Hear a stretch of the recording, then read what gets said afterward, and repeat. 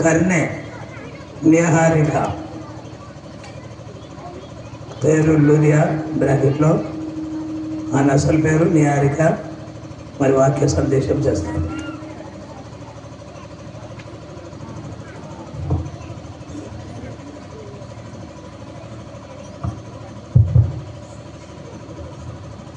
ప్రభుపేట దేవుని నామానికి మహిమ కలుగును గాక. ప్రభుపేట వచ్చినటువంటి దేవుని బిడ్డలైన మీ అందరికీ కూడా ప్రభుపేట వందనాలు. అర్హత లేకుండా నాకు ఇచ్చినటువంటి అవకాశం బట్టి దైవజనులకు కూడా నిండు ప్రభుపేట వందనాలు.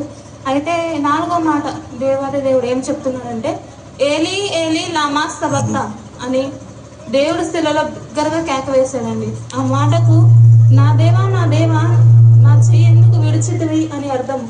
అయితే దేవుడు శిలలో పలికిన 7 మాటల్లో అతి శ్రేష్టమైన మాట 4వ మాట ఏంటంటే, నా దేవా నన్ను ఎందుకు చేయి విడిచితివి. ఫస్ట్ మాట ఏమన్నాడు? తండ్రి వీరేమి చేయించున్నారో మీరు ఎరుగరు కనుక వారిని క్షమించమని దేవుడు చెప్పాడు. అది ఇతరుల కొరకు దేవుడు చెప్పాడు. రెండో మాట ఏం చెప్పాడంటే, నేను నాతో కూడా పరదేశులు ఉండు అని, అది కూడా దొంగ గురించి ఇతరుల కొరకే చెప్పాడు. 3వ మాట ఏం చెప్పాడు? అమ్మా ఇదిగో నీ కుమారుడు, ఇదిగో నీ తల్లి అని శిష్యులకు అప్పచెప్పాడు. అది శిష్యుల కొరకే చెప్పాడు, తల్లి కొరకే చెప్పాడు, ఇతరుల కొరకే చెప్పాడు. 4వ మాట దేవాది దేవుడు తన హృదయ వేదనను చూస్తున్న మాట, ఏలీ ఏలీ లామా సబక్తా. దేవాది దేవుడు అంతగా ఎందుకు కృంగిపోయాడండి? మన కోసమే కదా.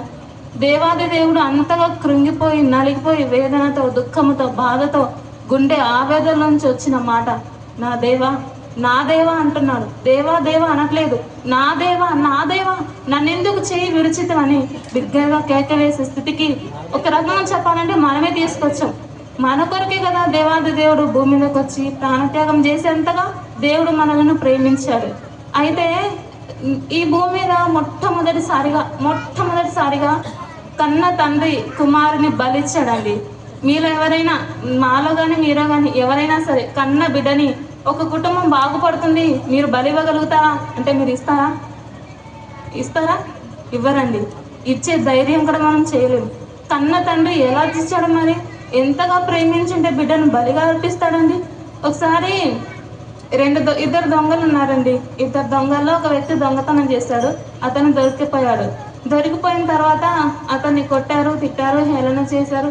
ఇతను దొంగతనం చేశాడని అంతగా అవమానిస్తున్నాడు, అంతగా కొడుతున్నాడు.